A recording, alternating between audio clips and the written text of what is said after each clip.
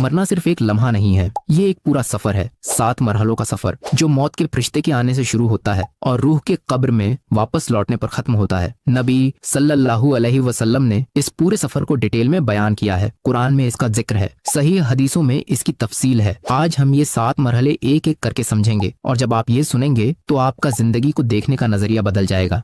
Number 1, मौत का फरिश्ता आता है। पहला मरहला शुरू होता है, आखिरी सांस से पहले मौत का फरिश्ता आता है। अगर इंसान नेक था तो उसके साथ रहमत के फरिश्ते होते हैं, जन्नत की खुशबू साथ लिए, और वो मरने वाले के इर्द गिर्द बैठ जाते हैं। मौत के फरिश्ते की शक्ल भी आपके आमाल का रिफ्लेक्शन होती है। नेक इंसान के लिए उसका चेहरा नर्म होता है, लेकिन जिसने जिंदगी में गफलत की उसके लिए मंजर अलग होता है, काले फरिश्ते और एक ऐसा डर जो इस दुनिया में कभी महसूस नहीं हुआ था। नबी ने फरमाया कि मोमिन जब मौत के फरिश्ते को देखता है तो राहत महसूस करता है, लेकिन जिसने इस लम्हे के लिए कोई तैयारी नहीं की उसके लिए ये मुलाकात सबसे खौफनाक लम्हा होती है।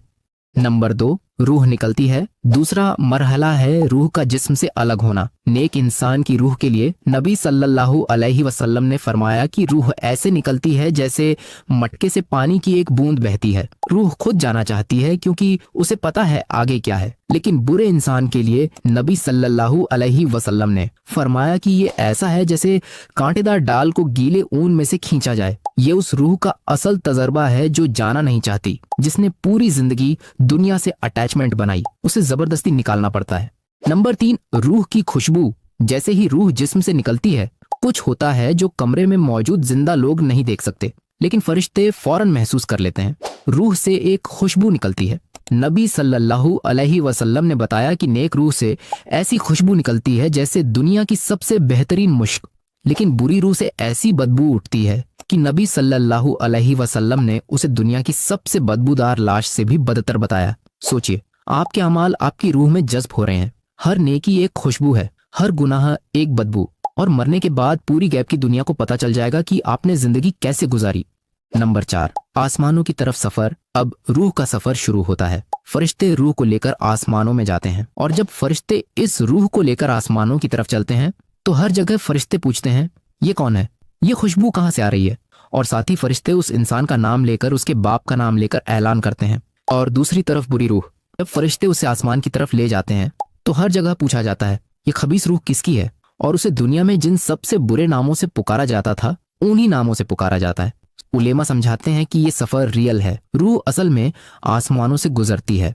नंबर 5, आसमान का दरवाजा। 5वां मरहला सबसे बड़ा टर्निंग पॉइंट है। रूह सबसे ऊंचे आसमान के दरवाजे पर पहुंचती है। दरवाजा खुलता है या बंद रहता है। कुरान सूरह अल-आराफ में फरमाता है, जिन लोगों ने हमारी आयतों को झुठलाया और उनसे तकब्बुर किया, उनके लिए आसमान के दरवाजे नहीं खुलेंगे। नेक रूह के लिए अल्लाह का हुक्म आता है, दरवाजा खोलो, लेकिन बुरी रूह के लिए दरवाजा नहीं खुलता। वो वहां तक पहुंची लेकिन दाखिल नहीं हो सकती। अल्लाह ताला सूरह अल-हज में फरमाता है, और जो अल्लाह के साथ किसी को शरीक ठहराए तो ऐसा है मानो आसमान से गिर पड़ा हो, फिर उसे पक्षी उचक ले जाए या हवा उसे किसी दूर दराज जगह पर ले जाकर फेंक दे। नंबर 6, इल्लीयीन या सिज्जीन। जैसे ही दरवाजा खुला या बंद हुआ, एक रिकॉर्ड लिखा जाता है, नेक रूह का नाम लिखा जाता है। इल्लीयीन में कुरान सूरह अल-मुताफिफीन में फरमाता है, और तुम क्या जानो इल्लीयीन क्या है? एक लिखी हुई किताब जिसे अल्लाह के करीबी फरिश्ते देखते हैं। ये सिर्फ एक रजिस्टर नहीं है, ये एक जिंदा रिकॉर्ड है, सबसे ऊंचे आसमान में, सबसे करीबी फरिश्तों के पास। और यहाँ नाम लिखने का मतलब है जन्नत का मुकाम पक्का हो गया। लेकिन बुरी रूह का नाम लिखा जाता है सिज्जीन में। कुरान उसी सूरह में फरमाता है, और तुम क्या जानो सिज्जीन क्या है? एक लिखी हुई किताब।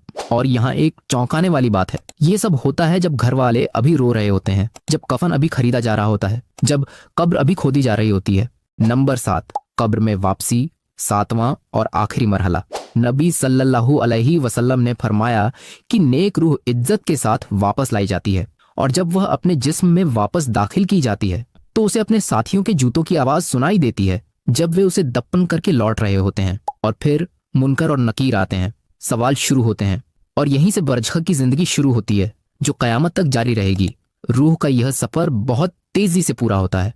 फरिश्ते उसे लेकर आसमानों तक जाते हैं, फिर अल्लाह के हुक्म से उसे वापस उसके जिस्म में लौटा दिया जाता है। पूरा सफर आसमानों तक, दरवाजों से, इल्लीयीन या सिज्जीन में उसके नाम का रिकॉर्ड, और फिर वापस। यही मौत है, एक हकीकी सफर, एक ऐसा सफर जिसके बाद इंसान अपने अमाल का नतीजा देखना शुरू कर देता है। और वह सफर मेरा भी इंतजार कर रहा है, आपका भी। बस एक सवाल रह जाता है, जब मौत का फरिश्ता आएगा तो आपकी रूह कैसी होगी? इस वीडियो को उस इंसान के साथ शेयर कीजिए जो सोचता है कि मौत बस एक एंडिंग है, क्योंकि ये एंडिंग नहीं है, ये सबसे बड़े सफर की शुरुआत है।